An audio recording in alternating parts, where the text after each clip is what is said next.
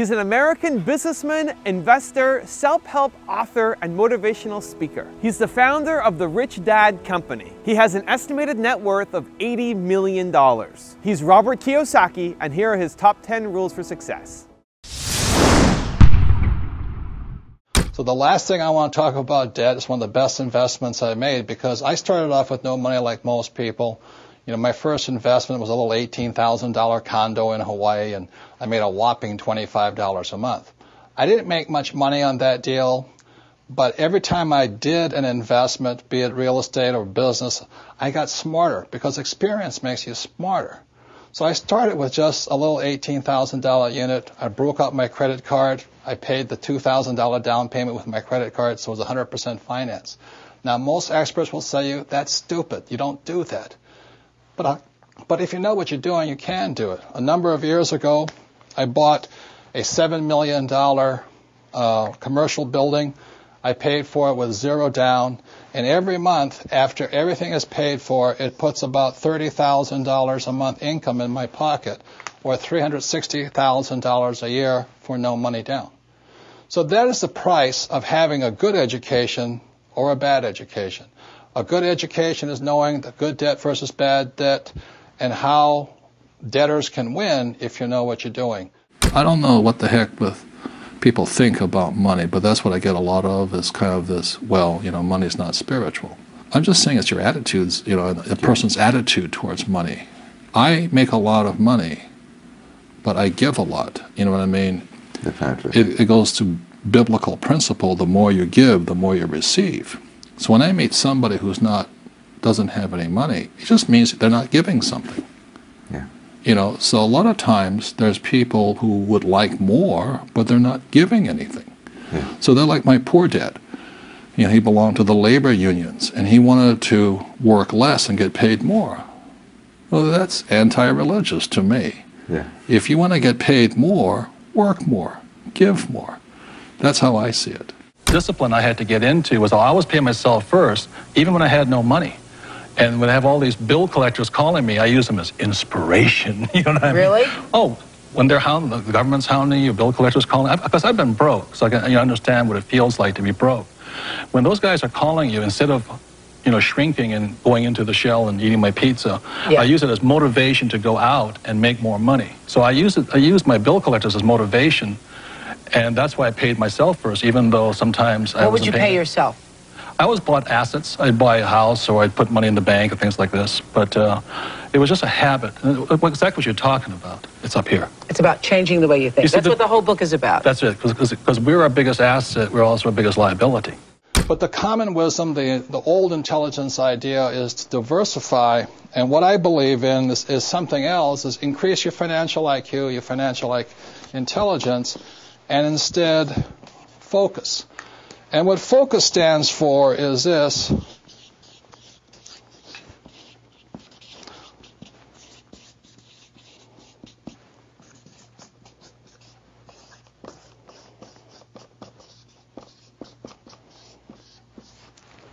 Focus is follow one course till you're successful.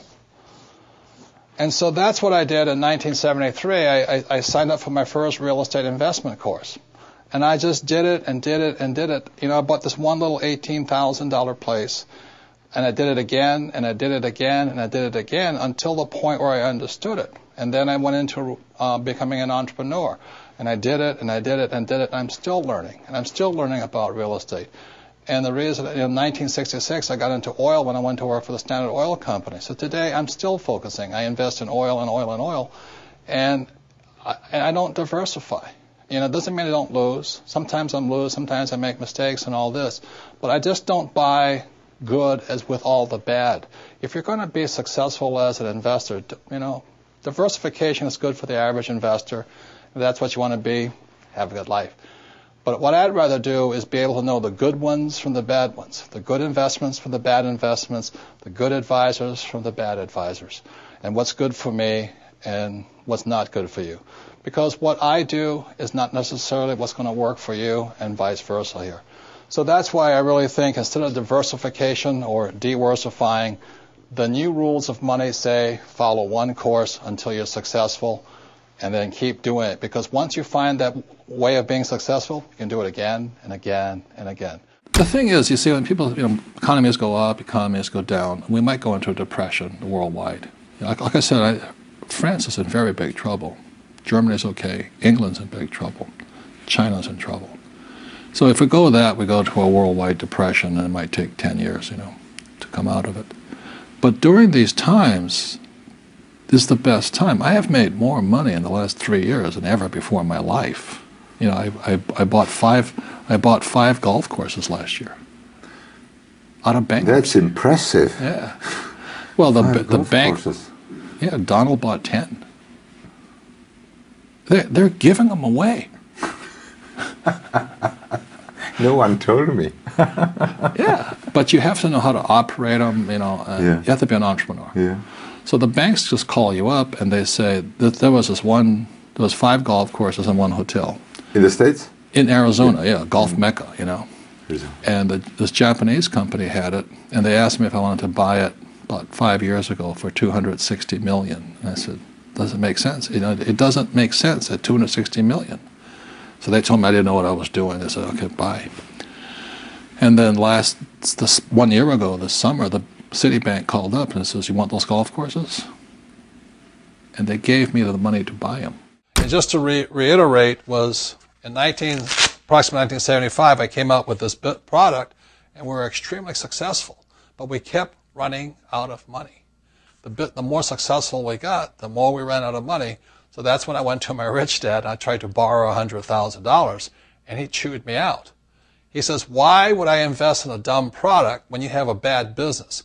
And so that's when he began teaching me the next level of my entrepreneurial education.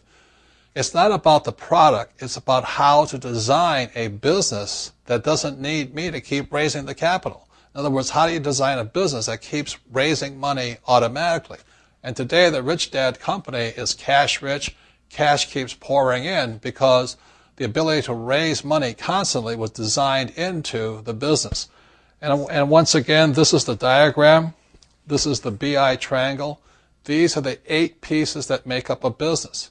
When a business is hurting, oftentimes it's because one of these 8 pieces is missing. For example, many times people say, I have a great product, but their legal is really bad, or their communication systems are bad, or their audit, their internal order processing is bad, or the manufacturing is bad, or the marketing is bad, or they have bad cash flow management. Another part of your financial IQ is to know there's 3 types of income. So if you're going to say work hard, most people are working hard for earned income, and that's what these guys are working for. The trouble with earned income in America, your tax rate's approximately 50%. Or as Warren Buffett says, it's a shame that his secretary pays a higher percentage in taxes than he did, although he makes billions of dollars. So when you say to a child, go to school and get a safe, secure job, you tell them to work for earned income, the worst type of income. The second type of income is portfolio income. And today, as I speak, and they're trying to change this, it's about 20%. And portfolio income is generally known as capital gains. So if I buy a stock for $10 and I sell it for $50, the $40 gain is taxed at 20%. Or if I buy a house for $100,000 and I sell it for $200,000, that's a capital gains type event. So you pay a lot of tax for that. And the third type of income, which is the best type of income, excuse me, I can't spell again, is passive income. And this is income that just comes in on a regular basis. One of the reasons I am wealthy and was able to retire at a young age is because I worked hard for passive income, not earned income. I don't flip real estate generally, not portfolio income. I don't flip stocks. I want passive income. So today, the new rules of money, it's important to understand what are you going to school to become, ES, entrepreneur or investor, and what kind of income you're working hard for, earned, portfolio, or passive. And if you know what you're doing, you can pay 0% taxes legally. And this can be done all over the world. People say, we can't do it in my country. Well, these people can't do it in any country, but in most parts of the world, governments need these people. So they're always giving tax incentives for investors and business owners who are for passive income. So those are some of the new rules of money. You've really got to know what you're working hard at, and what kind of work are you performing, what kind of income are you working hard for. Well, most successful entrepreneurs have gone bust. Right? Yeah. You know, Henry Ford, an old-time entrepreneur, he went bust 5 times. Okay, look at Steve Jobs. Yep. His own board fired him. Yep. You know, Bill Gates was taken before the Supreme Court for monopolistic practices. Right. Even my friend Donald Trump went down $1 billion. Yeah. I only went down $1 million. So the average person is so afraid of those losses, they never get ahead. Because at school they teach you if you make a mistake or if you fail, you're a failure. But that's not real life. A baby learns to walk by standing up and falling down, standing up and falling down. And our school system punishes you for making mistakes. That's why my poor dad, an academic, was so unsuccessful. He was terrified of making mistakes. The key to raising money, this is Ken McElroy's company, it's called MC Companies. Ken McElroy's business is in the business of acquiring assets. That's why his company gets richer and richer and richer. Every year he adds probably 1,000 new apartment units to his inventory. So Ken's company gets richer and richer because MC Company is designed to increase assets. Poorly designed businesses never have any assets. They have huge liabilities. And I trust that makes sense to you. So Ken McElroy's business gets stronger and stronger and stronger because every year he's increasing more assets. The Rich Dad Company gets stronger and stronger and stronger because every year we add more assets. This year we're adding franchising to our mix. We're also, Rich Brother, Rich Sister, the book has come out. We come out with the Real Book of Real Estate, etc., etc. And every one of those products every year continues to send money into our product. So that's an idea of a well-designed business. If you have a well-designed business, I don't care if it's for real estate or making, cash flow board games. If it's well-designed, investors will give money to you because this is a well-designed business. I think the big mistake is I hear so many people say it's important to save. That's ridiculous.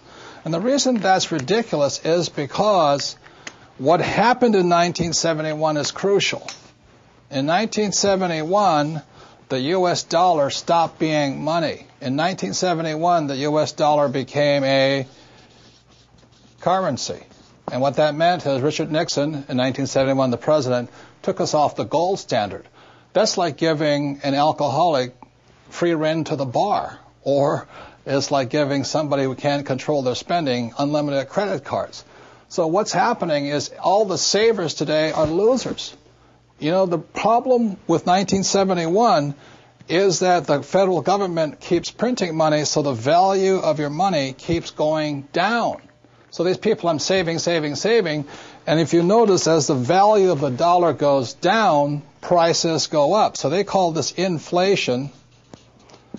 You look at in 1997, oil was about, I think, $10 a barrel. 10 years later, it's about $135 a barrel. So they say it's inflation, but really what it is the dollar's value coming down. So savers are getting wiped out today.